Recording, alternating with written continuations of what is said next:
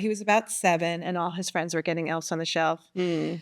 And he's like, can I have one? I'm like, yeah, why not? So, we did get him the elf on the shelf and it was cute and clever. And I was like, gee, I wish they had something kind of like elf on the shelf, but for Hanukkah. Yeah. So, I don't know, kind of right away started kind of jotting out like a story. But, I was thinking everything sort of, it's fun to have everything rhyme. Mm-hmm. I was like, well, I could do Monica celebrates Hanukkah. So, Zadie on the dreidel. I don't know. But then I was like, okay, Menorah. What rhymes with Menorah? What rhymes with Menorah? I love this. I was like, oh, there's Dora. I'm like, I already got Dora. Dora the Explorer. Sure.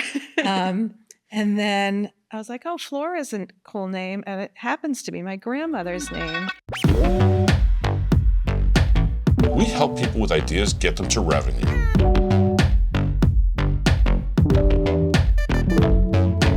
Welcome to the Pitch to Product Podcast Client Series. I'm Michelle, and on today's episode, I'm so excited to welcome Fern Seamus, who created Flora on the Menorah. Fern, welcome to the podcast. Thanks. Great to be here. Yeah. Before we get into this episode, I want to know about you. So can you tell me a little bit about you, kind of a little bit about your background?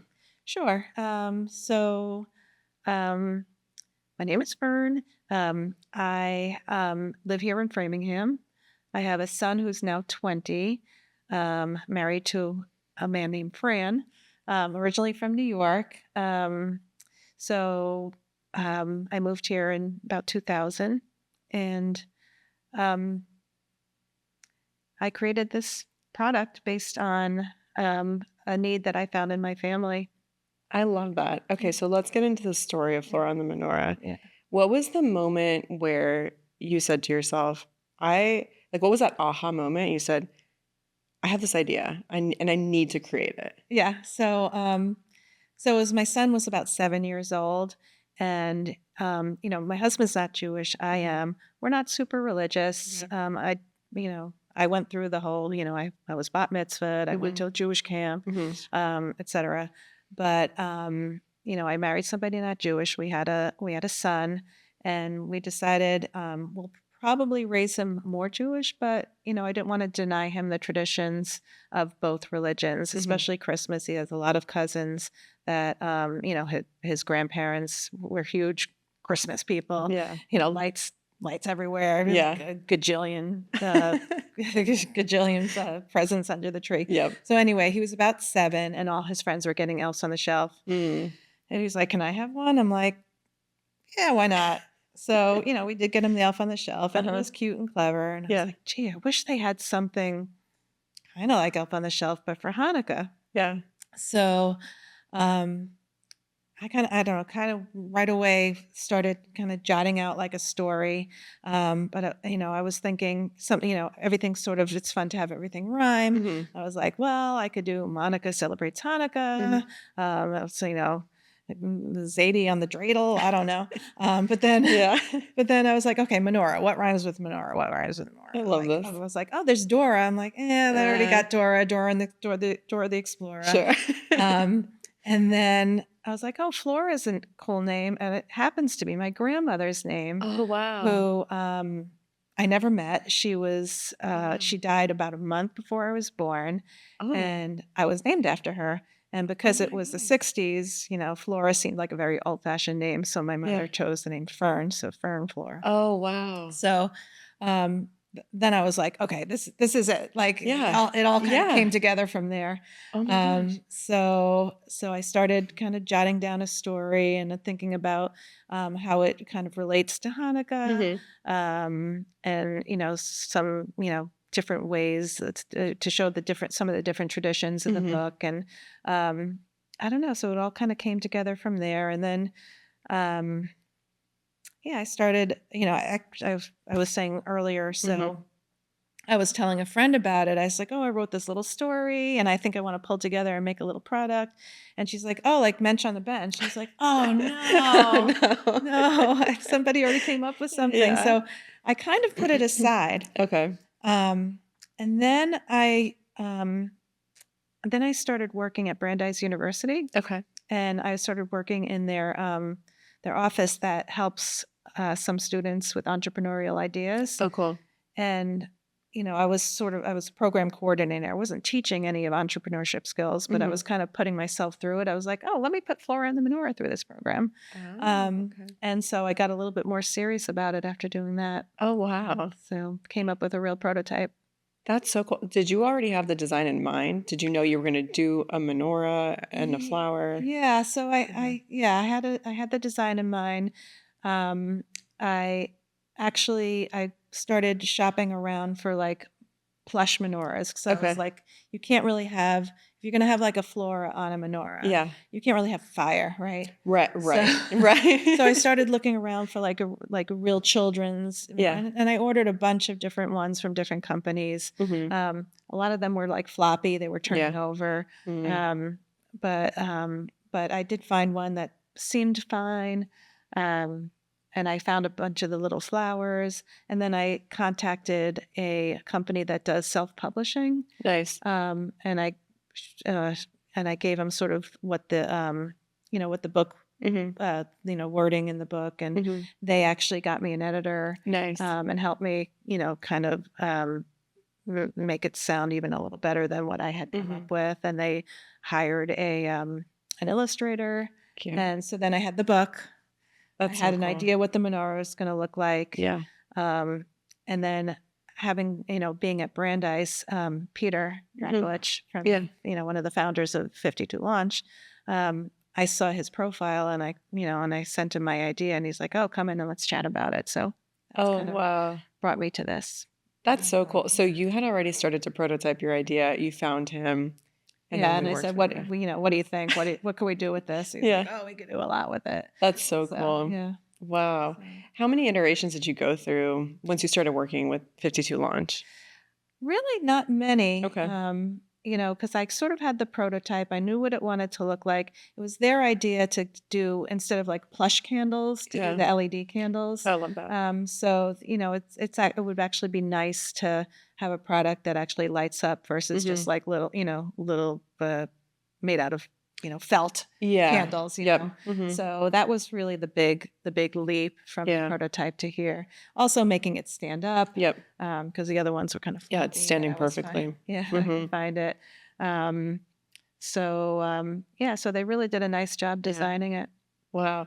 And then you have the holder for Flora as well on the side of the menorah. Yes, that was my idea, actually. I love that. It's really cute. Yeah, the first iteration didn't have that. I was like, what if we just had like a little piece of material that Flora can hold on to? Yeah. But, the fun part is Flora doesn't always have to be on the menorah. Right. It could, families kind of, hide it around the house, kind of like they do with Elf on the Shelf. And, play, have a game. With the flower to find her. Yeah. So the story of Flora and the Menorah, does she tell you the story of Hanukkah? She does. Okay. Yeah. So, it's the story starts with an introduction on Flora. And, it talks about the story behind, when the temple was destroyed and how the candles lasted 8 nights. Because of that, we have a lot of traditions, like eating potato pancakes, which are fried in oil, and lighting the candles 8 nights. The miracle of the fire lasting 8 nights that we light the candles, and then it sort of ends about I'm also here to kind of like the elf, like to check on you and make sure you've been kind and you share, and you're nice to your siblings or your friends, and during play dates, and so. That's really sweet. So that's how, it kind of goes through the journey of that. Yeah. So, and I would say because Hanukkah is a little bit different too, whereas I think Elf on the Shelf starts and you have to be good for Christmas, right? And so kind of the premise of that is for Santa to bring you presents. Santa to bring you presents. You have to be a good kid. Yeah. And for Christmas, you open them one day where, I'm Jewish as well. And I remember as a kid, it was one gift a day. And I would be jealous of my friends as well who had like one day where they got all of their gifts in one, everything in one. And my parents would say, okay, go choose your gift. And I'm like, I hope this is not socks. Please don't be socks. Oh, yeah.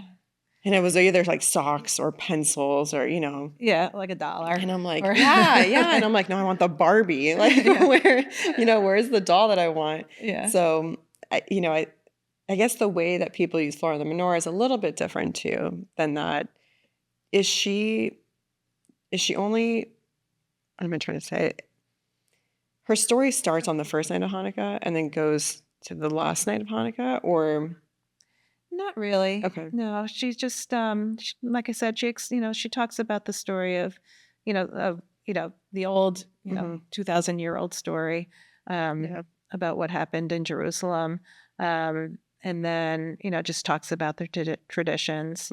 I know in my family, I think every family celebrates differently. Yeah. Everybody has different traditions. And sometimes some families don't do presents every night. And, I know in my family, it was the first night was the big one, like Nice. the easy bake oven or whatever. Yeah. And, by the last night, like you said, it's like socks. Or, here's $1. My parents would be like, I got nothing. Like, okay, we're done. Yeah.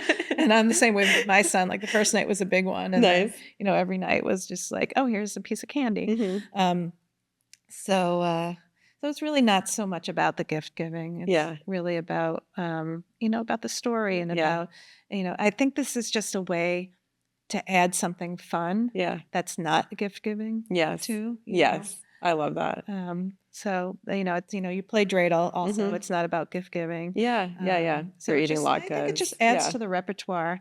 And part of it is, children learn experientially. Yeah. And, they learn by doing. And they learn, if I just read the story, fine, it's good. Yeah. It's a nice story. There's a million Hanukkah books out there that explain Hanukkah. But when you can do something experientially around it, I think that a child will sort of more internalize the story. Yeah. It's kind of like Passover. Yeah. Right? Yes. So Passover, you have so many different things during the Passover Seder that represent something historically. Yes. Right. And so, I think the story of Passover inside out. Yeah. Because every year you do the same story and you eat the same foods that represent the same, the mortar, the horseradish, everything that represents the story. So that's kind of like the idea behind Flora and the Menorah too. That's where my head went to when you were describing it. And when you talked about hiding Flora, I actually thought about hiding the afikomen and having to look for, that's the best part of Passover is going to find that and then you get money. You get money, right? Exactly. It's all about the prize. It's all about the yeah. But I love, for us, it was, I remember, my sister, my cousins and I, the second, we finished the Seder, it's like, okay, everyone runs to go find it. And I love the idea. I was kind of picturing having to find Flora and what kind of mischief is she in? Or, what is she doing now? Where is she in the house? Yeah, I love that idea too. And, you see these social media posts about, the elf, throwing up M&Ms, like things like that. Like, I think it would be really cool if people started coming up with like these ideas and posting them on social media, eventually when millions of people have the product. Yeah, and they should. It's super cute. It's a great way to tell a story for kids. And I think it's a great way. I was thinking about that too. What kind of stories can Flora be doing in the house? Can she be in the kitchen kind of helping? Flip the potato pancakes. Flip the potato pancakes. Like get ready for breakfast or, move into the living room and be, or eating a piece of Hanukkah gelt. Or exactly. Or like No, I love that. Have you done anything like that with Flora? So I haven't as much because by the time I created it, my son was like in junior high. Or junior high, middle school. Yeah. And so he was sort of past that point. Yeah. But I have sold it to people that have sent me a few pictures of the child interacting with Flora That's and really Menorah and like pretending to light it and super cute. Things like that. Yeah. So, there was one instance I did a book signing last year. Yeah. And it was at a bookstore and, people were coming by my little booth and a woman came with her daughter and her daughter was a little older by then, but a couple of years prior, the teacher in her school and said, why don't, if you have an elf on the shelf, why don't you bring it into school? And the daughter was sad because she didn't, they were Jewish. They didn't have an elf on the shelf. She's like, I I wish we had this 2 years ago. Yeah. And she actually complained to the teacher because she's like, it does kind of leave folks out. Yeah. But Yep. but yeah, she's like, oh, it just would have been so much nicer that she could have come To and have representation. yeah, Yeah. exactly. Yeah. So, And we talked about that Yeah. off camera as well. I grew up as a kid, my friends would have these beautiful Christmas trees and little villages and things like that. And I would go home and ask my parents to have a Christmas tree. I wanted a pretty Christmas tree with gifts Yeah. on there as well, but I'm Jewish and we don't Yeah, celebrate like that. my so. parents didn't go that route. I did have Yeah. friends who did have Hanukkah bushes. Yeah. And went a little bit more Mhm. more out of the box than Yeah. my parents did. But Yeah. yeah, we didn't have any of that stuff. Yeah. We lit the candles. I Yeah. made the pancakes, sang the prayer, sang Yeah. the song, and that was that. Yeah, which is still beautiful, but Yeah, it's very beautiful. yeah, but as a kid, you see your friends doing it and you want that too. And I'm sure some kids come to school and they say, "Oh my gosh, my elf was doing gymnastics. Yeah, Was- exactly. ate all my marshmallows, whatever the case may be." Yeah. And for the kids that don't have an elf on the shelf, they're thinking, "Oh, I wish I had something like Yeah. that too." So I love that you created this product to Yeah. hopefully help people like that too. Yeah, So, yeah, and it, yeah. I think it could be for people like in my family situation where there's a mixed marriage, but Yeah. certainly it could be for folks that celebrate that fully celebrate Hanukkah and Yeah. don't have any Christmas traditions too, Right. and I think people can make it their own, even if they're conservative, Mhm. Orthodox. I think Yeah. we did show it to somebody in the Chabad. Oh, nice. Peter was actually friends with somebody, and he posed with it and had a picture with it. And Nice. they're pretty darn religious, the Chabad. Yeah. And he seemed to approve. He seemed to approve of it. That's So, great. yeah. Yeah, that's great. So Yeah. make with it what you want. Yeah. I mean, the story is a story, right? I think as The long as story's- you're telling the story in a beautiful way. I mean, growing up as a kid, and we talked about Passover a little bit, my cousins and I would always watch the Rugrats Passover. Oh, yeah. That's the best. That's I the love only that. way to really do Passover Yeah, is to right, watch yeah. the Rugrats. And I mean, that's another iteration of the story, but you kind of said this earlier, it's a great way to keep kids engaged Mhm. by just, having a good storytelling element that's cute and fun and, Yeah. not as serious as some of these that are quite scary. And Yeah. I mean, Hanukkah is different, right? Hanukkah's a little bit more, it's a miracle of light and, Right. grateful to, But it's based on something that is scary. That Yeah. people destroyed the temple, Right. yeah. and the miracle that came out of it, Yeah. which is Mhm. to think of something so awful and something positive came And you out make of it beautiful. Yeah. Yeah. So- I love that. This is amazing. Thank Thank you so much for coming here today too. My I think pleasure. everybody, if you're Jewish or if you're not and you want to know the story, I think this is an amazing product. And Yeah, I be actually great have for a homes. friend whose daughter teaches in a religious school. And Yeah. she bought one because she wanted to teach her, and it was for like a Catholic school. yeah. Oh, Or wow. Christian or something. Yeah. Not Jewish. Yeah. And she brought one for her students. It's, So- I mean, it's amazing storytelling and that's what it's about. Yeah. I think everyone should know, about every culture and tradition. So yeah. Thanks. What's exciting too is 52 Lunch is going to be at Snowport and Flora and the Menorah is going to be there as well, which is a great holiday gift. Yeah, I think it'll be a lot of fun to see the people's reaction. Yeah. In Snowport. Yeah.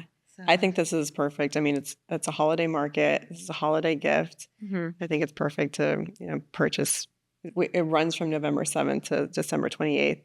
And Hanukkah this year is December 14th. It's it's like the middle of the month. Yeah. Yeah. Yeah. So So yeah, come on down to Snowport. yeah, come early, come get it in November. You're ready to go. Yeah, And exactly. Yeah.